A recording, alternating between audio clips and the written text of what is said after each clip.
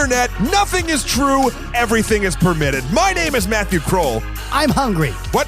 I mean, I'm not Shahir. You're not Shahir, my friend. Ladies and gentlemen, VFX editor from Cicalia Productions, Red, is back in the studio. He's filling Shahir's boots, his big old New Zealand boots. Yes, and his big old New Zealand head with his big old New Zealand earphones. For a film that was a doozy. Ladies and gentlemen, this is the only podcast about Assassin's Creed. Yay.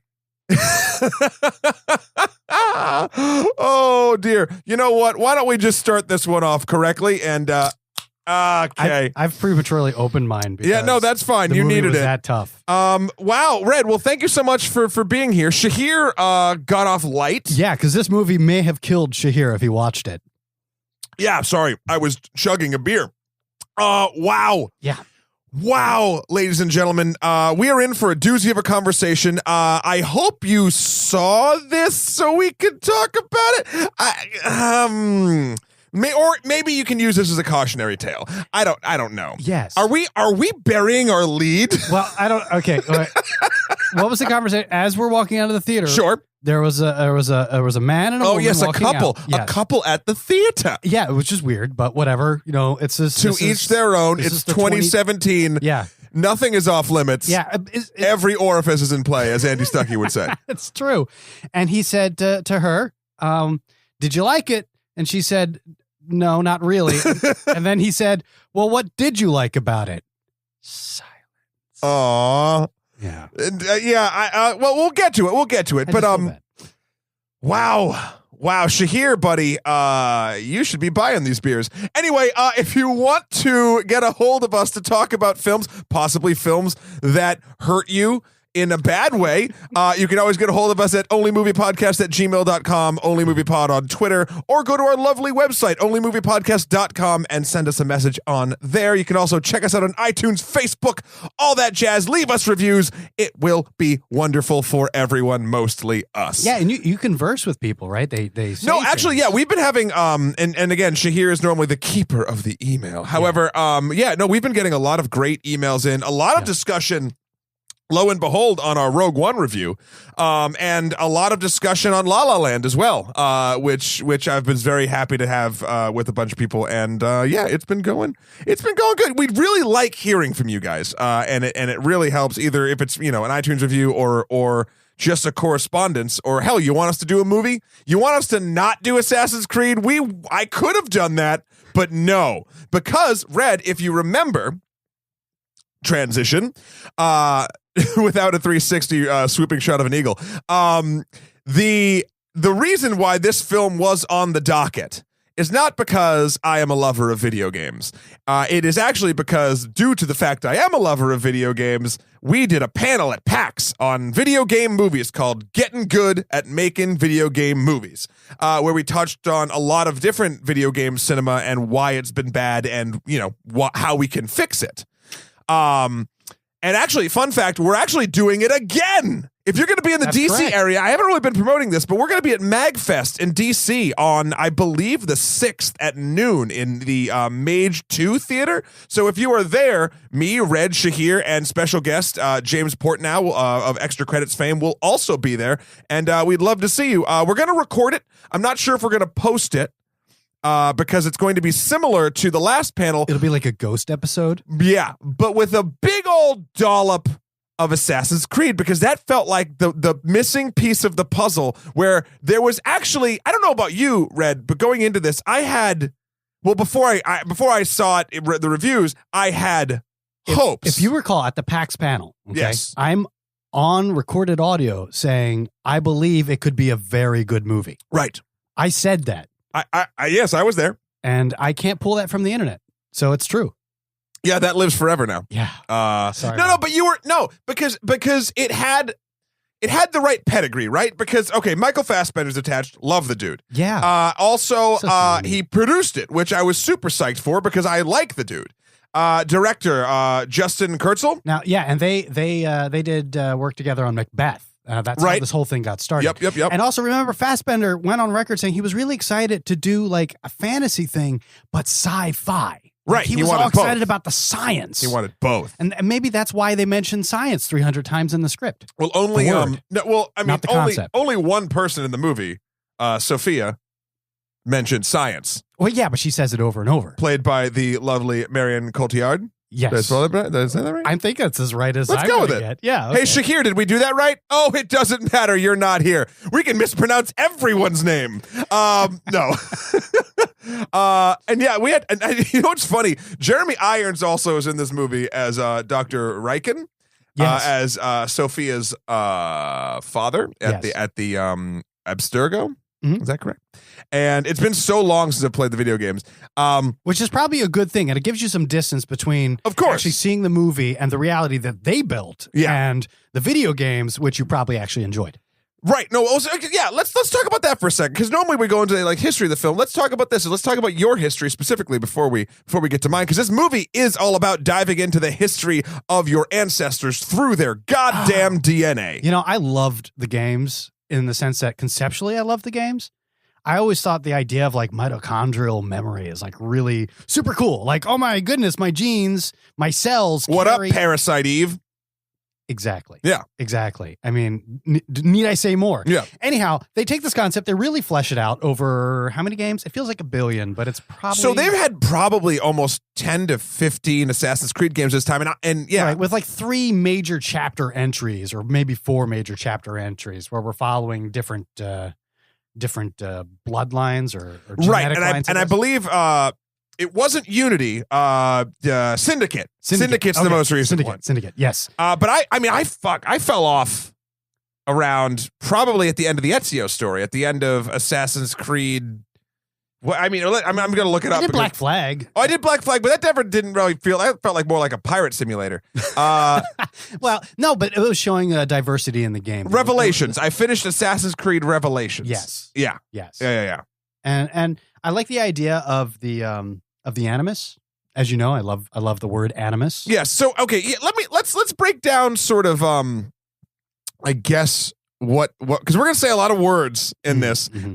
Let's break down what exactly is going on in the Assassin's Creed universe. Basically, a company called Abstergo, which has changed a couple times in the game. I think there might be a new company or an old company. I don't even remember. Has built a machine called the Animus that can basically in the game you lie down on a table and it sort of mind fucks you into your past relatives' lives to relive them and record and gather information. Yeah. All the while trying to, they're actually Templars, or there's Templars and Assassins, and Templars That's are the other bad. great part of this game is that you have so much to unpack in this game. You have this huge conspiracy theory that's set up very clearly in the very first game, where there is a certain faction of long-running evil, big, superpower bad guys that want to control the world. Templars. Let's forget about the fact that they were all killed. They all stayed alive somehow, right? And then you have these assassins who are pretty much the scrappy underdog who believes in like super freedom. Sure. They're like super freedom fighters. Yeah. Right? And nothing is real. Everything is permitted. That wouldn't work on a large scale. No, that's anarchy. Right? So scrappy young punk rockers. Sure. High on hashishins, right? Are attacking for freedom. Yeah. They're just always stopping singing the song of angry men. And then there's like Adam and Eve running around a wall or something at some point. Yeah. So this is the one of the main issues I have with turning this into a film and not doing it in a certain way is, as we've just described, a bunch of garbage that you may or may not be familiar with. It's really fucking complex. But in a game structure, yes, it works because you're picking up bits and pieces as you go along, almost like solving the puzzle. I mean, across nearly 10 major titles. So we're talking about like 5 or 6. Of content. Yeah, like this is 400 hours of content. Now, the movie doesn't touch on all of it, but easily it's covering the stuff a lot of through the Ezio And this is trilogy. where I turn into boring Shahir. But it's the movie's responsibility to choose what it values as important to the story and present it to us in the film medium so that we understand what's going on. Sure, of course. Yes. No, I mean, I agree with that. 100% boring Shahir stand-in. Okay. No, I hate fun. There we go. If he was here right now, he'd say both of those things, and I would agree with the fact that he's right on both of those counts. Look, well, as we go through, we'll talk about this a little more, but like this movie felt like it was just rushing through its entirety to make sure that it at least said the words of the story enough on the screen so you know that someone did tell it to you. Like it never. Sometimes quite literally, Yeah. they actually wrote the words on the screen at the very beginning. You know it's going to be a great film. Be careful, that's like you're walking to Star Wars. I know, territory but this is the thing. It's very interesting when a film opens with a preamble of text. Okay, and I'm not talking yellow, slightly slanted text going back into a starfield. That's proven to be fine. I'm talking about when your movie is so all over the place that you need like 2 paragraphs, 3 paragraphs of setup before we get there. Before we even start. Before frame one. I'm not saying your movie is bad. I'm saying you are now starting from a losing position. Yeah, it's difficult. It's difficult, and a lot of films actually suffer from this problem. In fact, I've worked on films that have had difficulty on this too, like period pieces where you have to establish what the social and economic tensions happen to be at the time. But this time we're talking about, sorry, Mom, a fucking golden ball, right? That's for some the reason, apple of Eden. yes, Right? apple of, yeah, sure. Go ahead. Yeah, let's go with that. A golden ball that contains and this is explained at the very beginning, the genetic code of free will. So follow us here. These are the rules we have to follow. Right. So there it is. And the Templars want the ball so they can somehow deprogram us of free will. Right. And the assassins want to stop them. Now remember, the director here was on record as saying that he didn't want to paint one side or the other side as good or bad, as both sides had kind of like weird worldviews. But when you put that card up at the front, you're kind of already saying who's a good guy and who's a bad guy. And also, when one group basically imprisons thought to be dead people and forces them into a machine to extract their ancestors' memories through very painful and violent DNA gymnastics on a back of a fucking robot arm, I mean, someone's not in the right. Yeah, future Guantanamo. Yeah, yeah, yay! Now we can learn everything. Okay, so, guys, I guess, initial thoughts on the film. That's sort of our history and the background of Assassin's Creed and how fucking complicated it is. It's a really complicated, but I'm a fan of the video game franchise. As am I, even though I have fallen off due to better properties being sort of throughout the year. But the last one I really played was Black Flag. Black Flag number 4, which is where you were a pirate. And it changed it. It changed it a little bit in that game to be about, it was almost like a game company that was extracting memories. You were pretty much in Ubisoft Montreal, which I thought was kind of like funny, tongue in cheek. Yeah. And I like to think that's how video games are made.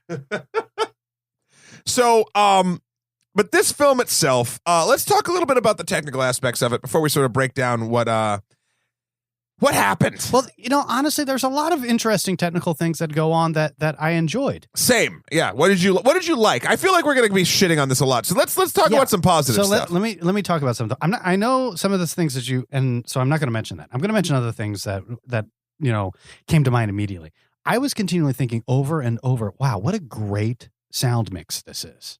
The mix was nice. There's a lot of attempts at storytelling through sound perspective, which you don't see a lot of the time. It was almost like, and there was a lot of overlap and layover, like almost kind of like mini Altman, right? Which was really fun to hear, especially in a movie that could be as derivative and like, oh, these are the sounds of what a knife plunging through a neck sounds like, squish, squish, squish. But there was a lot of density to the sound, and then they opened it up, a lot of distance, a lot of closeness, and the music always felt like it was weaving in and out. The music weaved in and out. There were a couple times that I felt like it overpowered the moment, or it hung a little too long and focused on the music. The opening music video. Yeah, I think it really made me immediately suspicious. And that's probably why I paid more attention to it. So I don't know. Touche. Here's the thing. It was an interesting score.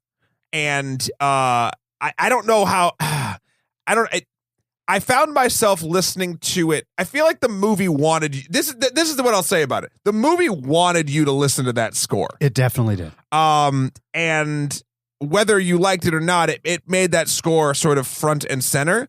And that's something that, in a lot of video game movies in particular, is not something that is normally seen or felt. Which is a missed aspect, because in video games, music is often used to set emotional tone or crank up the tension. So why not do it in film? I'm sure we'll be talking about this more at our MagFest panel, but yeah, and then also, so from a technical aspect, I was saying to you on the walk home from the theater that I'm so torn on the look of this movie. I agree with you, because how could I explain the feeling of this? It looks cool. Mm-hmm. The look of it, what is filling the frame, the objects and the action and the characters and the set pieces. What they saw at Video Village while they were filming it. Yes. Yeah.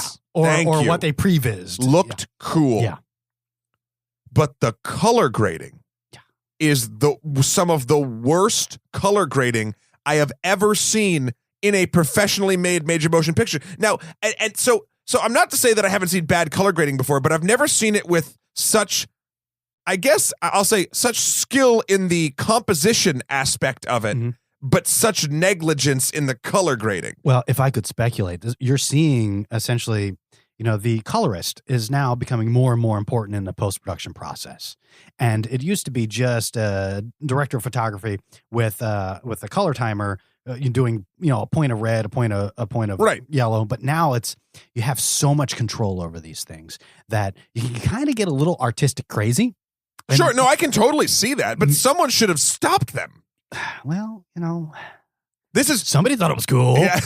Maybe the video games were too clean for them. They needed to dirty it up or something. Maybe that was their concept of what, this 1490s Spain, Andalusian Spain looked like. And no. Hey, could we just make it look like everything's covered in a sort of dry, dusty mud?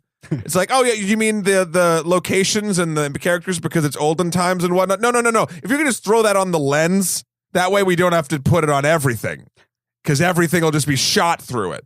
And that's what it felt like in a lot of ways. So I feel like it obscured so much of the really great digital mats that they had going on. Yeah. The sets that they had were fantastic. When they went to the Alhambra, in my opinion, it felt underused as a location, but maybe it's because, we've seen it now enough on Game of Thrones that people would be like, oh, that's wherever those crazy snake viper women are from. Right. But Dorne. Yeah, I don't know. I just don't trust Dornese women ever again. I mean, not after the stories you've told me. No. So yeah, like there was, I was looking at it and I wanted to like the look of it, but it just felt like hot vomit was just smeared all over the entirety of the screen for most of the time. And it was uneven hot vomit, I'll say. It was so, like there's a scene, and we'll talk about it in the beginning. There's a chase scene in the first time that our main character, what was his name? I'm going to look that up real quick. His name was Cal. Oh, Cal Lynch, or Cal as Aguilar? Aguilar, yes. Okay. So when Aguilar is freeing a prince from a land or whatever, doesn't fucking matter. They're on, like, he's about to kill the boy or they're making a speech, and they steal the boy back and they get onto a carriage and ride away. Now between getting the boy and the carriage, the color grading snaps like two different fucking tones. Yes. And I was just like, whoa, like they're both equally bad. It definitely took me out of the picture as well. But like it knocked me back out of, this is what I'll say. The color grading and the freewheelingness of the artistic fucking, psychedelic whatever the fuck person that was in charge of it took me out of the film so much more. It took me out of the film more than the 3 screaming children that were in the theater while we watched it. Yes. And that's saying something. Okay, in fairness, we were also watching off of a Sony 4K projector, which is notorious in cinemas around the biz as something that allows for gratuitous color shifts that are way out of whack and should never be seen. So do you think that was a problem with the projection? No, it's definitely not. Because the trailers look fine. Actually, even practically exquisite, and normally I don't say that about trailers. Sure. Yeah, but there you go. That's it. What else did we like? Sorry, we went on to stuff we didn't like. I like Michael Fassbender. I like his eyes. Yeah, he's got such dreamy. You were eyes. telling me about it. He wore contacts. He wore contacts when he was Cal. He had his normal dreamy blue greeny eyes. Those sweet Magneto eyes. And then when he was Aguilar, he wore brown contacts. Like a goddamn champion. Yeah, like those deep, soulful browns. So. He put him on right with his face tattoos. And who says you can't get a job with face tattoos? Right? Am That's I right? bullshit. What else did I like about it? I liked the art direction was cool. I thought I would hate the Artemis arm, so they changed it from like a nice happy table from the video games into this like parkour arm that grabs you and lets him sort of reenact all the stuff. I really liked honestly the art direction of the computer generated elements. I thought that like every screen, the smoke. Well, yeah, you saw the smoke. Yeah. Like there were lights going, and so like it projected like what his thing was, so other people could see it and what his memories were. And it also even like small touches like how they dealt with genomes and time and things across monitors while they were like watching the vitals of people in this machine looked real fucking cool. Yeah, they solved a lot of problems with the Animus setup. Yeah, I like the idea of virtual reality, but obviously that's going to be pretty boring and indistinguishable for an audience. Yeah. So you had to do something. This arm idea is cool, and it's directed in a way that you realize that if you stop and think about it for a while, you're like, well, if he's just jumping around in this empty room, at some point he's going to run too far beyond the arm. Yeah. But never at any point while I'm watching it is that a concern. So, that was definite credit has to be given for solving that problem. And even creative editing solving that problem between watching the historical thing that he's experiencing and then watching him jump around the room. You reminded me about another thing that I really liked. Okay. And honestly, I'm not blowing smoke up anybody's behind here when I say this. I really like the chase editing. I never felt lost. A lot of modern editing during the chase sequences, I feel like I don't know where I am. I understood the geography. I understood what was going on. And there were cues too in art direction, the games themselves with the pigeon shit stained cliffs, but the jumps, the angles, they all felt familiar from translating from both the game and film all at the same time. I didn't feel like there was any missteps there. I'm going to disagree. And maybe it was more with the fight scenes, but specifically the Act 2 moment where they're running across the rooftops a bunch. I got lost as to who was fucking who because everyone was wearing dark hoods. Okay, well, this is 1492 Spain. I mean, STDs are running rampant. Sure. It's pretty scientifically conclusive. Everybody's fucking everybody. That's fine. I still got lost. Okay. I still got lost as to because there was a couple times I thought like his like assassin friend fell and then she was automatically up and running. That was editing and costume mistake, if you ask me. It was a costumes mistake. Yeah, that was the character was Ellen Kane, played by Charlotte Rampling. Or my future second wife. Okay, there you go. You're starting your harem. That's nice. Also, shout out something I fucking liked Michael Kenneth Williams as Musa.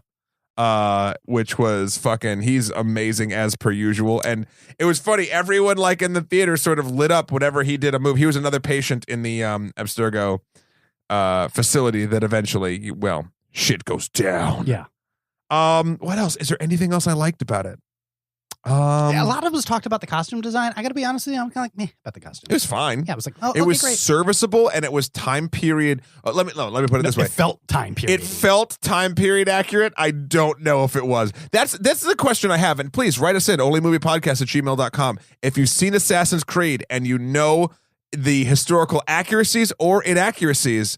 I'm super interested to see because like if they actually like tried to be accurate. We're talking about historical figures here. I know, but this is my point. Like, this feels like the movie, and I'm going to say it in a mean way, but it's actually kind of a compliment, that's so up its own ass that it would, like, focus more on, like, trying to look historically and, like, have historically accurate costumes than actually worry about its plot. That is, like, the king of left-handed compliments. You know what I mean? Like, that's the type of movie it felt like. God, and Red, I just want to finish up this before we get into spoilers and say I wanted this movie to be good. So did I. I was rooting for it. And I was rooting for it while I was still in the theater. While I was watching it pass before my eyes and whip past my ears, I was like, okay, you know what? The next act, this is going to turn around. And then we get to act 3, and I'm like, you know what? This can really be solved. And then you're like, oh, wait, there's a 4th act? Yeah. This is weird. This is a weird structure this movie's got going. Yeah, but there you go. Yeah, totally followed the, we don't give a fuck about structure Bond themology. Or the, we forgot about structure halfway through. Oh, God. Okay, right. so I don't know. There are positive things about the film. Yeah, you know what? And I will say this before we move on into spoilers and just fucking spread this haterade all over the damn place. If you have disposable income, like, it might be worth checking out for the goodness of it. $15 a ticket. No, not in the city. I'm talking like I went to go see some movies back when I was home in New Hampshire for the holidays. Okay. You can get a fucking matinee for like $5 or some shit. At $5, I would draw my line at like $7.50. Yeah. And then, because there's interesting things to be had in conversations, especially if you liked the games. If you like the games, I'm not saying it'll make the movie better, but you'll be more engaged. This is the difference. I remember Warcraft. I feel like Warcraft was very polarizing with people who played World of Warcraft or played Warcraft in general, because you either were on board with it or you weren't. Yeah, there was a lot of that. With this movie, I feel like having played the games will only help you like it as opposed to make you dislike it. Yeah. Okay. Yeah. In a strange way. No, because to its credit, it doesn't try to be any one of the games. No, it's trying to tell an original story. Well, a half original story. Yeah. Or a story that has been told to us through a different character in a different time period. Yeah. Which, that's all spoiler material for me, so I can't say any of that. Okay, here we go. We are now going to spoil Assassin's Creed. Everybody put your spoiler earmuffs on if you or take them off. Want to see it. Just take them off or slow. If you've been fast forwarding, stop. Take them off. This is it. This is the time. And shoot your wrist blades into your ears. Or a little like chest top of the chest and just hold that muscle. Oh, right. That happens a lot. Oh, yeah. Spoiler. Okay, so movie opens up. Ta-da! Ta-da. Yeah. 1492 Spain. Yeah. Yeah. They say it right out loud. I'm like, all right, we're going to be sailing across the Atlantic blue, persecuting some Jews, and knocking the caliphate out of Spain. You know it. Just fucking partying down, fucking cracking beers. Yeah. Good times, good bros. Yeah. Good babes. Yeah, a really good time for like if you were, yeah. None of those things. None. Was it me, or as soon as you saw 1492, you immediately started looking for a cart of hay? Columbus sailed the ocean blue. No, I kept thinking, whenever someone says 1492, because I was indoctrinated as a child, I literally just think of the stupid Columbus poem. I would have come back to Columbus at the end of this. Great, because they do. Yeah. So we meet Aguilar getting initiated into the Assassin's Order. And they're doing it the old school way, too. Yeah. The proper way. Like, okay, I don't know about Assassins Let's nowadays, make Assassins great again, Red. Talk about it. But, like, back when I was indoctrinated in the Creed, okay? Sure. They used to cut off the ring finger. I'm looking at it right now. It's disturbing. It's enough to hold a ring. Yeah, it's a nub. It's a nub.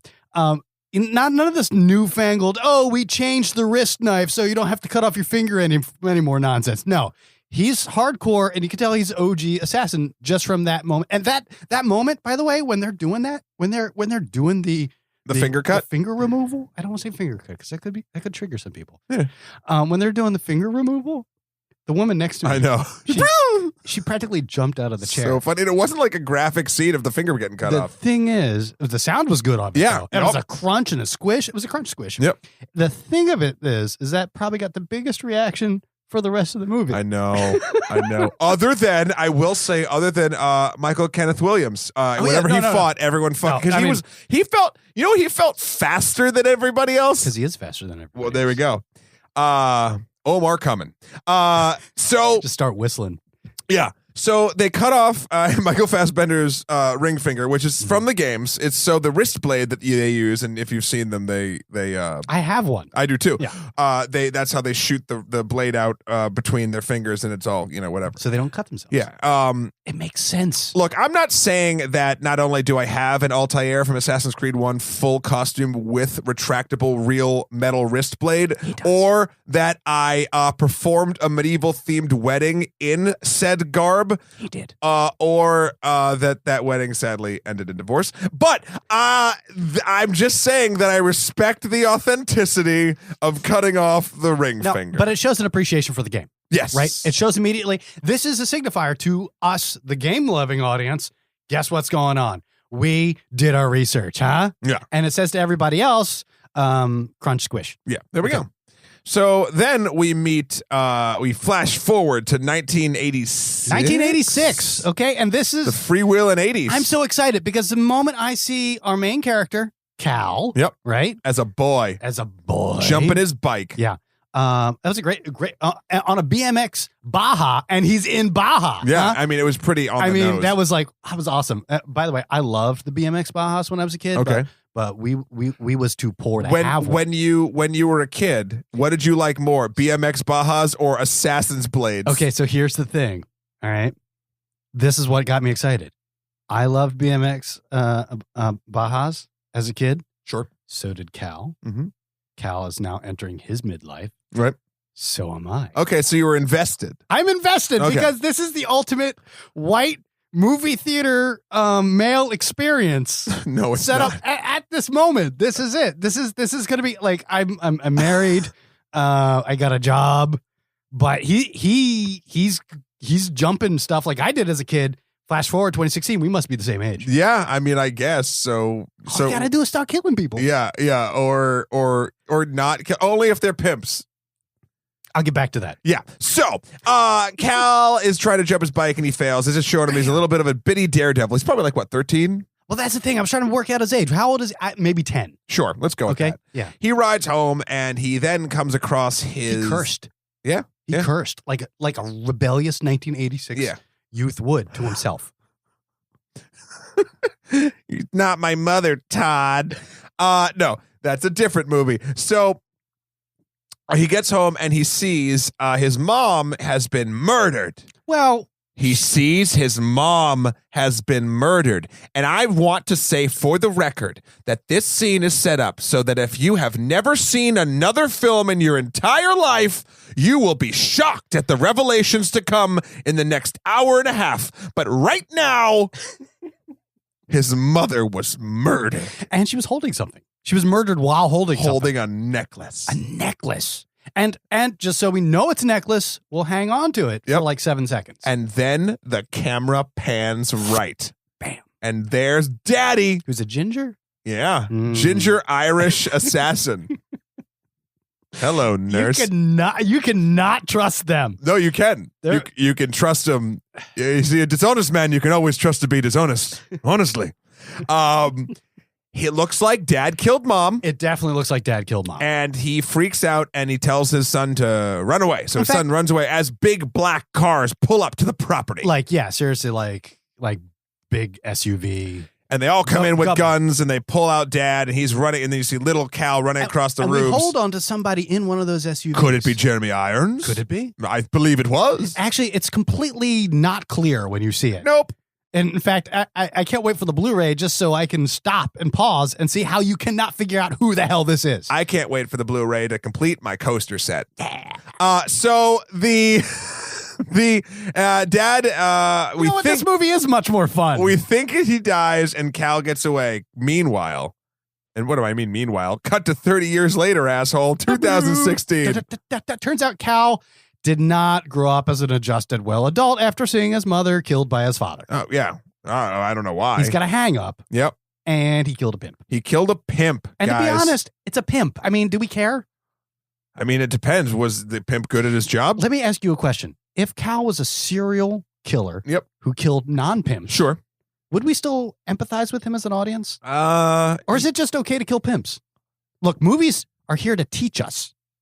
Yeah. I'm going to kill me a pimp. Okay, I guess. Anyway, he's on death row, and I honestly thought that the scene with him getting lethally injected was actually probably one of the more powerful scenes in the movie because Michael Fassbender was acting like a human. I have to totally agree with you on this. This actually showed how awful, or at least for me, how awful it must be to be the person receiving the lethal injection, because you saw the first pump go and then you see I wonder if it's that like robotic-y, like there's a whole bunch of like pumps and levers that go, and like, I hope I never find out. Yeah. Also, who was sitting in the audience? Everybody was. Yeah, but who from the movie now was sitting in the audience watching the execution? Like they stopped. Oh, Sophia was there. And then the bodyguard of Sophia was there. Everyone who worked at Abstergo was there for the. But we don't know them yet. No, we've never met them, and we only hang on them for I'd say 96 frames tops. Sure. Okay. There's 95. A lot of quick cutting. in a lot of this shit just to show you nonsense. So then he gets knocked out, and then we see a whole weird flashbacky, not even flashbacky, what is it? Like a memory montage. Memory montage. Oh my God. Okay, so for all of you emerging artists out there that want to establish a garage band, memory montage. There you go. Oh, that's going to be their garage band name? Hell yeah. I guess. But that's more like a Deadhead sort of like, doesn't that feel like maybe 70s-ish? Really? Okay. Memory. We are What do I memory know? montage. What do I know? All I know is that I loved BMX Bajas as a kid. And Assassin's Blades. And Cal is now my age. Okay, so we've established that Red is Michael Fassbender. That's where we're getting here. Let's just fucking call a spade a spade. Thank you. Okay, you're welcome. So Red then wakes up at Abstergo, which is a company that is mining basically, I guess, career killers' memories. Okay, so Let me see if I can break this down.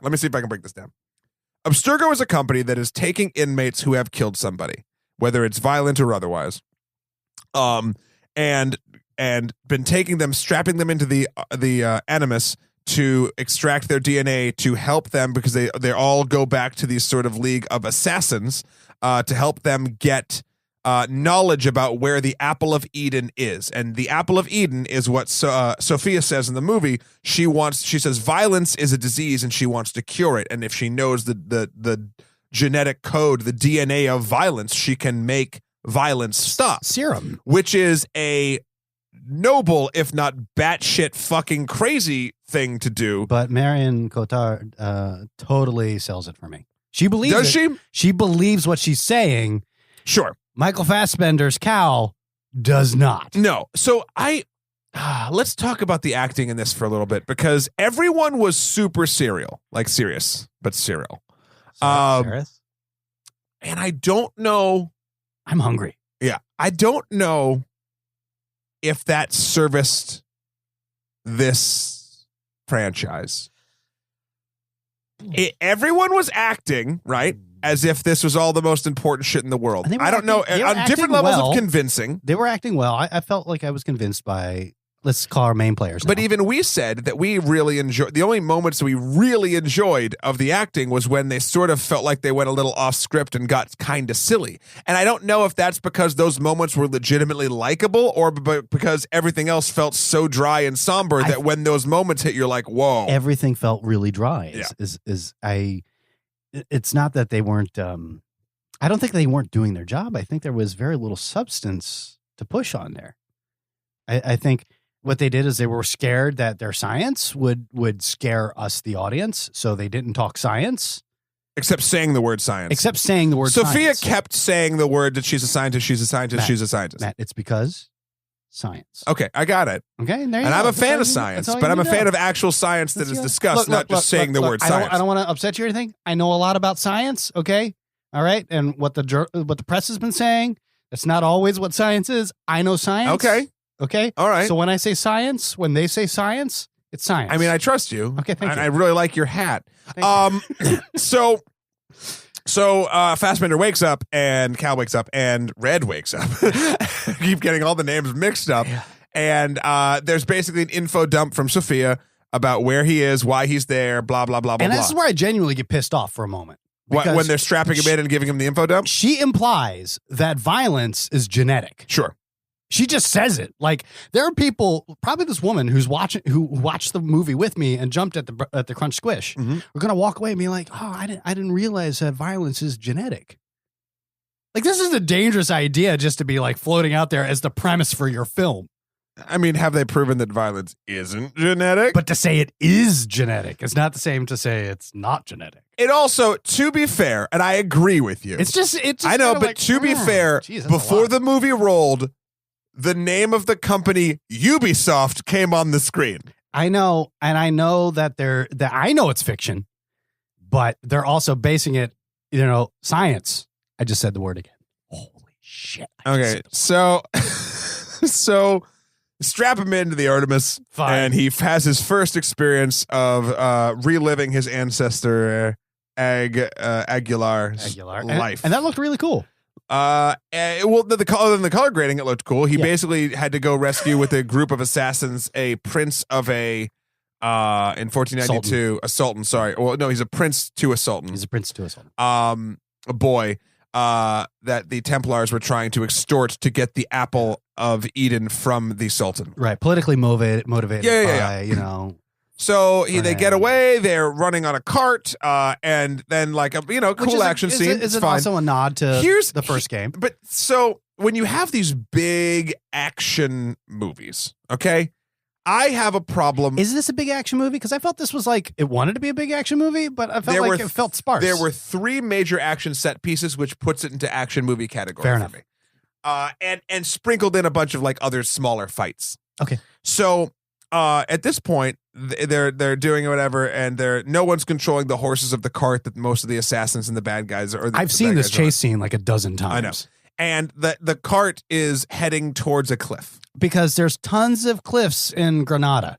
Just Granada, known for its cliffs. Actually, it does have high cliffs. So does it? But like somewhere. This is more like a huge sinkhole. Like I don't know. Again, this is. I couldn't see because the color grade was mud. That was terrible. It was like looking through muddy glass. Yeah.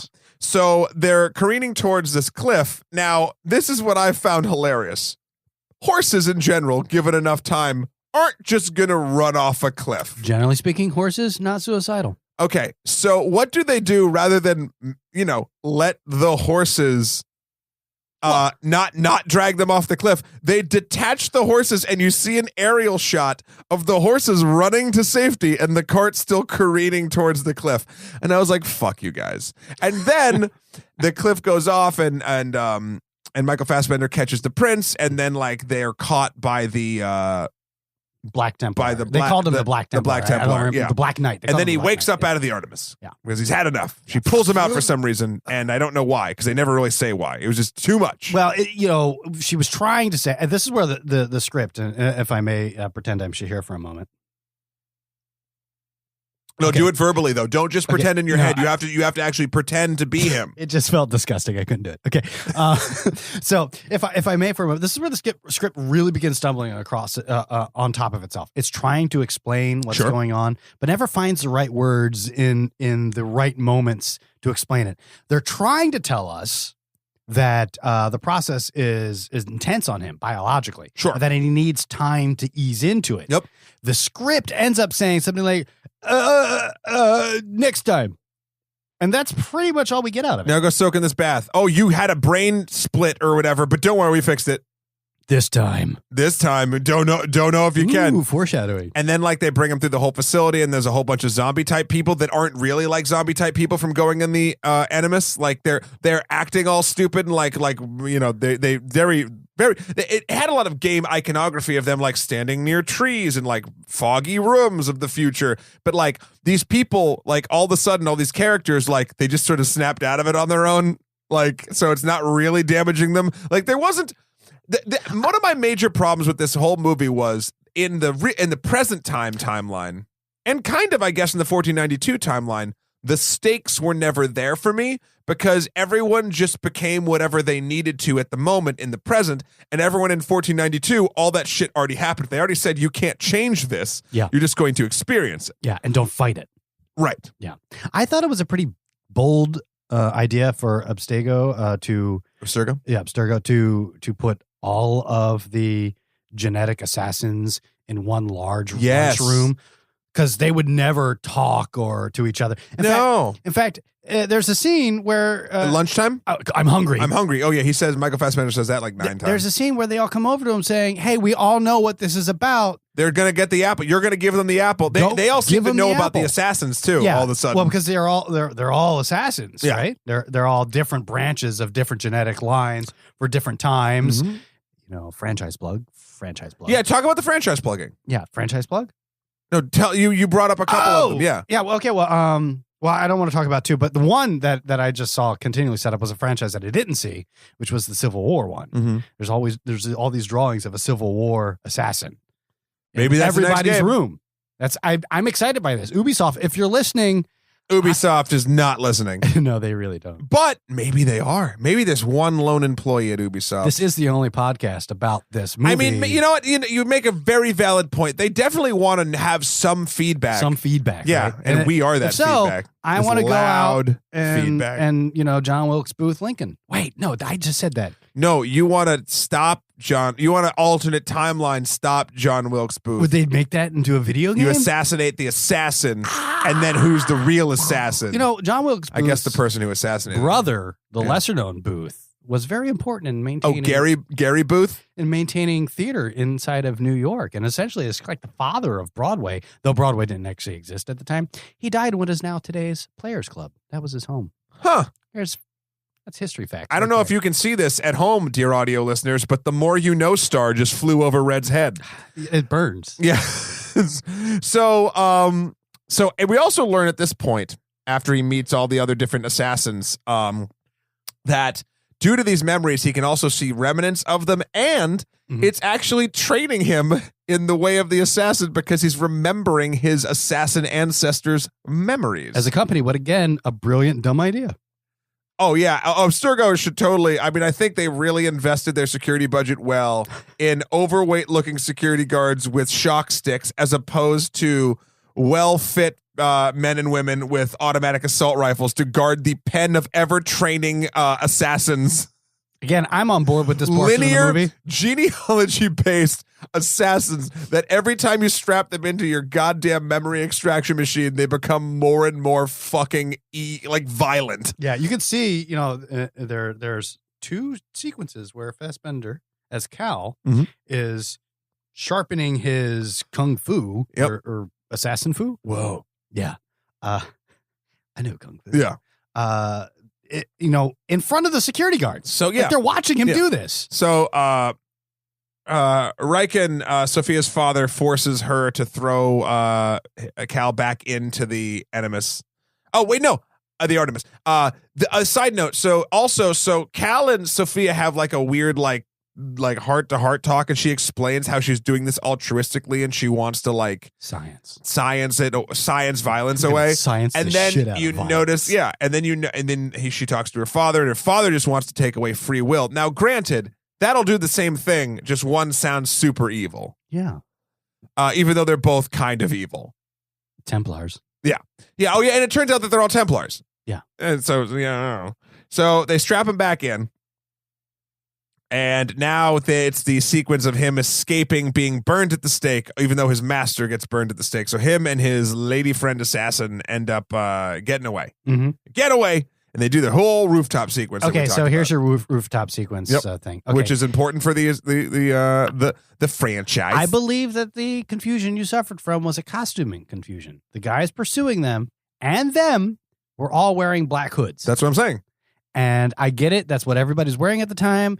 1492, Justin Bieber walks out. He's wearing a black hood. Everybody the next day is wearing a black hood. So do you think my statement from before stands that this movie really was more obsessed at a lot of places of weirdly we need to be so accurate, and then because of that, maybe, I don't know, but I'm not saying this particular moment. That definitely led to confusion in the fight sequence when you see three bodies jump and you're like, wait, there's only two people running. Who's the third person? And then it's like two cuts later. Do you only realize when you get to see a frontal that number three, it wasn't an editing mistake. That's actually somebody hot on their tail. Yeah. So the editing here, it's funny because I was blaming the editing at first, but I think you're right. It's a costuming mistake. And I think they edited it the best that they could with what they had. But that's real fucking confusing. It does get confusing. But did you see that whole Oliver Queen bounce arrow thing? Bounce? That was nice. Loved it. There was a lot of opportunities for close quarter combat, CQC. Yep. But I just I didn't see a lot of that happening. There was a lot of opportunity for it, and then really not much of it going on. Yeah. So they get away, and the sequence ends with them doing the ye old-fashioned leap of faith without it being name dropped yet. But then I was so curious because it was a shot from the trailer where Fassbender leaps off the giant fucking building, which he does every day, by the way. Yeah, I know. Also, is that the record breaking stuntman? Yes, fall? that is. Yeah, they actually. So the stuntman actually jumped the record-breaking like jump fall for this thing, which sucks because the way it's sort of shot, it could have been totally CG, and you do not feel it at all because I think through the mud film grading and just the sort of the angles and the way the whole thing feels. The whole thing when we're in the past, and I think it had to have been a choice, feels very. Not saying CG is the wrong way to negatively say it, but it feels gamey. It feels. Well, every time we go in, we swoop in with an eagle. Every time we go in, we swoop in with a fucking eagle. That eagle in the beginning that was like flying over everything in the very beginning of the film. Video montage. Oh my God. It must have been going like Mach 1 because it was just flying too fast over that landscape. I recently worked on a film where we have also a bird flying. And it was very difficult to figure out the right speed for the bird. I can appreciate the But you guys decided to figure out the speed of the bird. Well, at the end of the day, we realized that the accurate speed of the bird doesn't look good. You went with, okay, so you did one thing right, and this movie did two things wrong. Yeah, okay, well, they didn't make a choice that I would have made. There we go. So he does the leap of faith, and I was so curious when I saw the trailer shot of this magnificent stunt that was totally, I mean, sadly, it fell flat, underwhelming, and it sucks because it was such a great stunt. I was really curious if they were gonna do the cart of hay of leaping into the cart of hay like you do in the video game. I'm looking for a cart of hay, and they didn't. No, there was one cart of hay. They cut away. Back to real life, back to current day. Like how we cut away to real life in the movie. Yeah. And the camera looks at us. But I was just like, oh, that was a fucking cheap shot because they never explain how he survives these leaps of faith. I mean, could you as a filmmaker explain? No, which honestly, you know what? Maybe I'll take it back. You've convinced me in the sense of take that, Shahir. I convinced Matt of something. Hold on. No, yeah, because. Yeah, you're absolutely right. They used creative editing to get around it based on the premise that their film was involved in. Yeah, and honestly, you're just not happy with the creative solution. Yeah. No, which is fine, but it fits canonically and not even canonically, just I guess precedent wise of the editing in the film. They do it a couple times. It's not a cheap getaway for one thing. Like that's how the film is cut. Yeah. Only one person hits a cart of hay, and that is a bad guy falling in that chase scene in front of the Black Knight. About 2/3 of the way through the chase scene. Gotcha. And I kind of giggled at that, but I think I was the only person in the audience at that point that was still actually watching the film. Yeah, there was a lot of cell phones. Yeah. And then so he's pulled out, but he's convulsing, and oh my God, it's too much. And then all of a sudden we find out that you have to go in willingly. And then the timetable from the Evil Templar Council like moves up, and they need it by like Thursday or some shit. Yeah, I promise we'll have it by Tuesday. Yeah, Tuesday. That's 2 days from now. You made it a deadline. And then damn you, Evil Council. Oh God, now it's all bleeding together. No. Okay, so he promised, and then she said, "What? See? No, he's got to coerce him." Right? Don't we move into the coercion? Oh yeah, because it turns out that his father, who he hates for murdering his mother, now played by Brendan Gleeson. Yes. Turns out he's at Abstergo. He's there. Crazy, right? And they give him what a crazy world. And what's his name? Rickon gives Callan the original blade that he used to kill his mother. That his dad used to kill his mother. I'm sorry, you had a dangling pronoun. I did. Yeah. Thank you for catching it. No problem. And he's like, you can go kill your dad now because you hate him. And he goes up. And he talks to his dad, and his dad explains that he did kill his mother, but his mother wanted him to. Yeah. The flashback, dude. The flashback showed something else entirely before really little Cal walked in. Yeah, before the same thing, just different things happening at the exact same thing. And then Rashomon. Yeah. And then in a moment of unearned character development, yeah. Cal. But it's such a movie moment. Like, again, I've seen the scene like a dozen times. Cal doesn't kill his dad and like gives him the necklace instead. Crazy. And it turns out that Cal's dad killed his mom because, and this isn't explained clearly. You had to explain this to me, Red, as we walked out, that it was the mother's bloodline and memories they were trying to protect from Abstergo. Yeah. Which, oops, that didn't work out because here's Cal. Right. They never explicitly say it. And again, this is where the script really stumbles upon itself. Like, it could have been a much stronger movie if they just laid out these rules. Yep. They tried doing it in dialogue. Oh, but man, were those costumes historically accurate? Oh, so I say that with no history. We have no idea. No, Historians, make sure that. Yeah, write us in. onlymoviepodcast@gmail.com. Yeah. So I've been to Spain once. Yeah, I have too. Oh yeah. Also, the big Abstergo building, Yes. right in front of, conveniently seen in front of the Atletico Madrid stadium. You're right. Like several times, like this huge, evil, windowless building, except That for we glass at the rotate top. around 9 times. Yep. Yeah. Just inconspicuously next to like one of the largest, most viewed structures in all of Madrid. Yeah, why not? Clever placement. Science. So Production team. then Cal decides he'll go back in willingly because reasons. He just doesn't want. Oh, he's gonna be his own man, and he's gonna kill his dad from the inside out.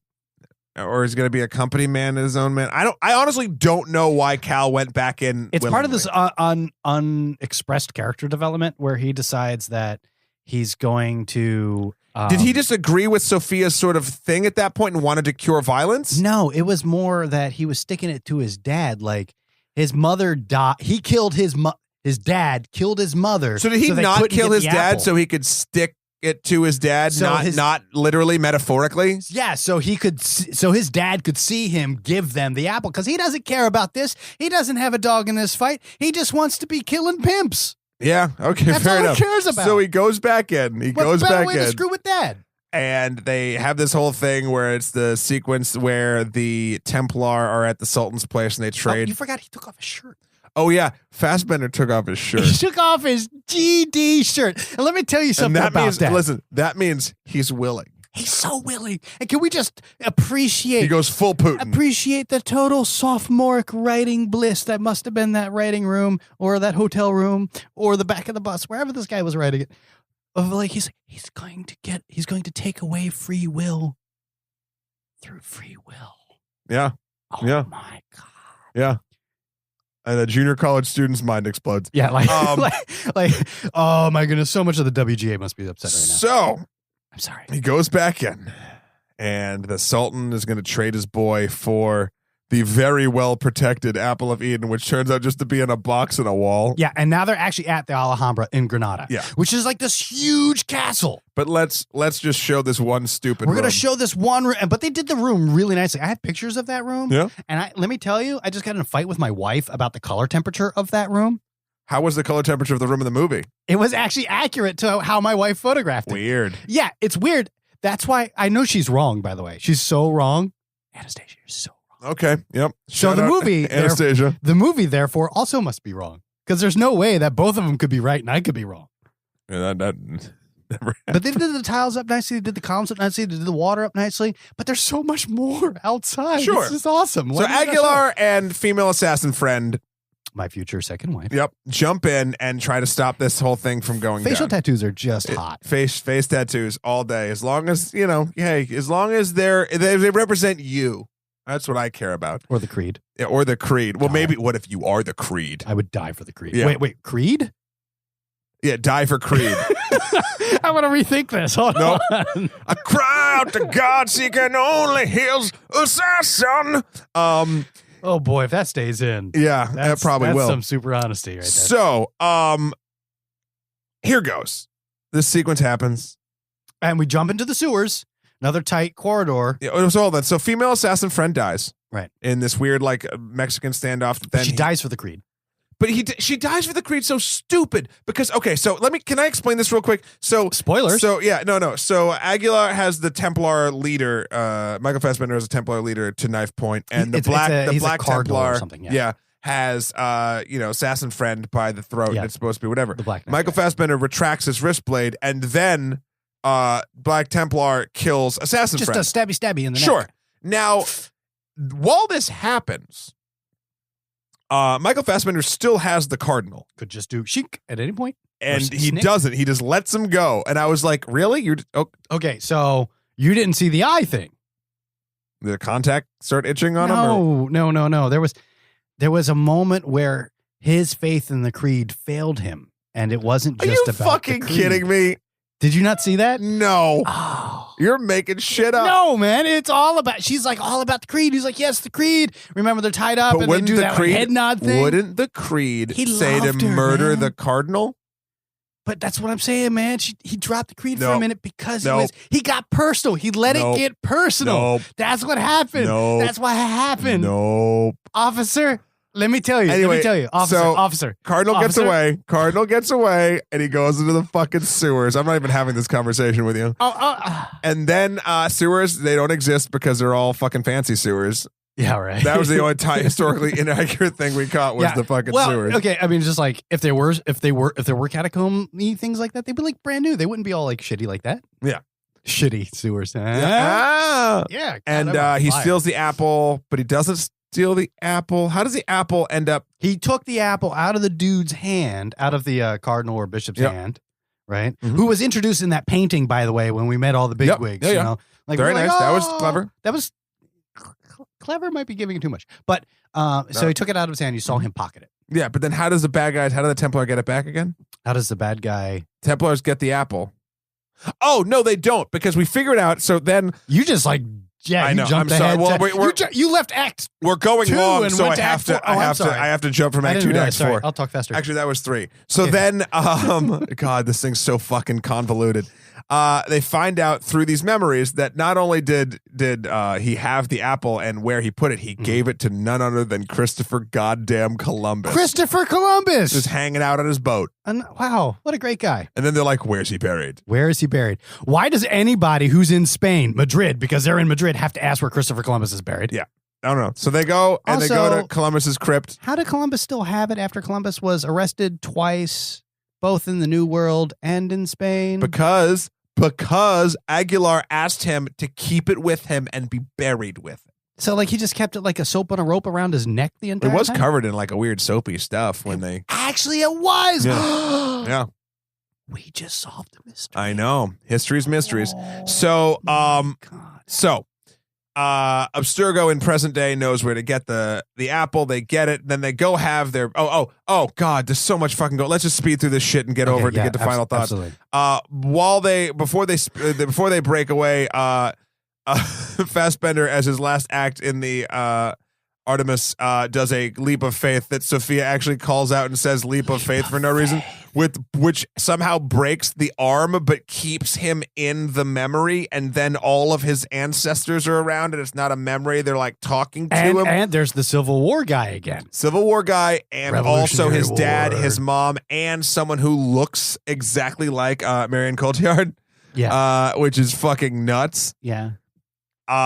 Anyway, and then they get away. So Sophia, Riken, and their security guard get away, and they go get the apple. Then they have their Templar meeting after In the big secret Templar hall. which is right in the middle of London. Nice. Meanwhile, they said to scrub the facility where they were keeping all these assassins, but the assassins have all broken out and like left. So fuck everything. I'm pretty sure the assassins are actually just killing all of the security at this point. Yeah. So then they go to their big secret meeting. They have a big whole thing. Riken, he has the apple, and it starts like opening up like this green sort of like light from it as he's telling I a feel speech. like it's going to be the beginning of like a Steve Jobs presentation. Again, this brings up a huge problem I have with this whole fucking plan. Like, this thing has a genetic code to not only like fix violence, but then there's like free will. So, okay, say for the sake of argument, Science. that this fucking piece of metal has this information involved in it. It's somehow etched in its sides. How do you do that to humanity? We've been talking about science so hard. Okay.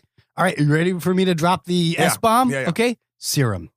Put serums in the water supply. It'd be like a huge Tuguski experiment or the San Francisco experiments of the 40s. But so far, Same thing. We but just so put it in far, the this water. movie has only set up the precedent that you can only adjust genetic code, or at least even read genetic code. Not even adjust it, just fucking read it. When hooked up to a multi-billion-dollar, $3 billion a year computer system and a fucking goddamn happy-go-lucky crane arm machine that could even just read genetic code. So now we're talking about rewriting it. All right. Sorry. I apologize. Secondary explanation.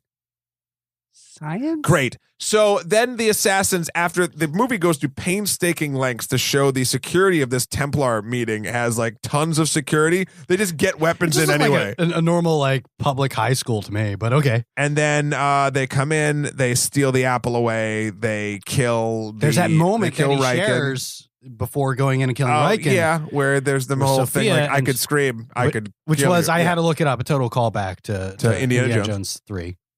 And and then Last Crusade.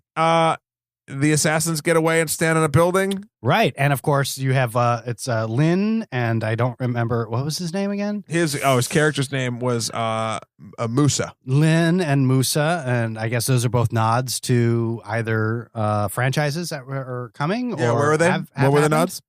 You know, I think Lynn is a callback to the really popular Chronicles China, the side-scrolling adventure. I can't figure out who this is actually a callback to. Yeah, I don't know. Bartholomew, I think is what they maybe in called 4? his whatever. Yeah, I don't know. Anyway, and future. that's Assassin's Creed, guys. It's confusing and weird, and looks like vomit. Even though it looks like a really pretty painting that got vomited on. Oh, it does look like an old painting. Yeah, that got vomited on. Which maybe that's kind of what they were going. I keep saying vomit. That might be the wrong thing. It looks like an old painting, but like not in a nice way. Fassbender's fine. Still has great eyes. He does, no matter what context you put him in. Yeah. It just felt. It felt to me like that this movie wanted to have a soul, but then couldn't be bothered with it. Like, does that make sense? It seems like they get caught up in the granular and forgot the larger. They forgot to make it an enjoyable experience and wanted to really hit home that this is Assassin's Creed. Yeah, they solved a lot of they've solved a lot of problems, but when in doing it, they forgot to tie it together. If you're gonna get super sciencey and like solve your own plot holes, you have to solve them all. You can't just solve 50% of them. If you don't solve any of them, for instance, with this genetic code nonsense, then you can kind of get away with more. And this movie solved sort of half of its fucking weird science plot holes and then ignored the other ones. So it's proving that things in this universe are solved and logical, and then just saying, no, fuck it. We don't want to deal with the rest of this shit. It was I can't say I enjoyed my time. It felt too long, but it's a really interesting example of while a video game adaptation film doing a lot of things right still is bad. And it's not this is the interesting part about this. It's not bad because they adapted it from a video game. No. It's bad because it's a bad movie, and the things that are good about it, I think as far as video game adaptations to film go, it does it sort of correctly. It doesn't give you too much fucking fan service. I mean, yeah, there's one or two moments of like the leap of faith and like that whole fucking bullshit. But like when you take a game that's all about sort of either stealth or like crazy sort of movement and you put that on screen, like, yeah, you're not having the interactive aspect of it, but it's not, it just feels like they got the video game adaptation part right. What they got wrong still is just making a good fucking script. Yeah, I think it was scripting. Was that your final thought? That was my final thought. Wow. Just if you're interested in sort of the evolution of video games into cinema, or just sort of like a film that can do so many small things right but still really be bad, I would say go see it. Otherwise, if you're not into sort of critiquing it on this level, then stay the fuck away. Red, finish it up. Well, I wouldn't take my grandmother to see it, which is good because she's passed. That would be awkward. I wouldn't take my parents to see it. I wouldn't take a girlfriend. I wouldn't take a wife. I wouldn't take a mistress. But I'd probably take my brother. Okay. I think my brother and I would enjoy watching it and complaining about it afterwards.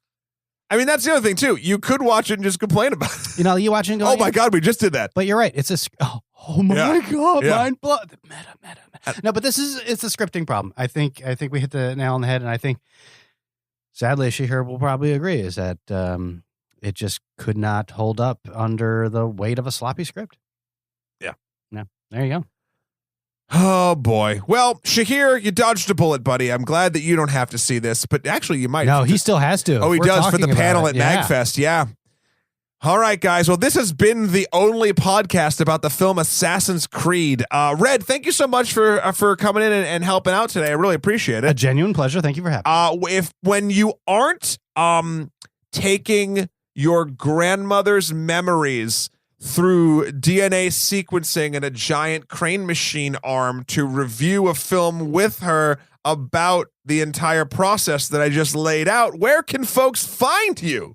Generally speaking, it's very difficult to find me because, I work very quietly. But if you need to find me, I'm on Twitter at Crankshaft59. Nice. That's where you can find me. There we go. You can find me at Emperor MSK on Twitter or Skeleton number 4 PREZ on Instagram or on Facebook, Only Movie Podcast on Facebook or onlymoviepodcast.com or Only Movie Pod on Twitter. There's a whole bunch of spots. It's just so easily accessible. I'm just so you can really literally consolidate. find me anywhere. We'll see you next week, guys. Bye.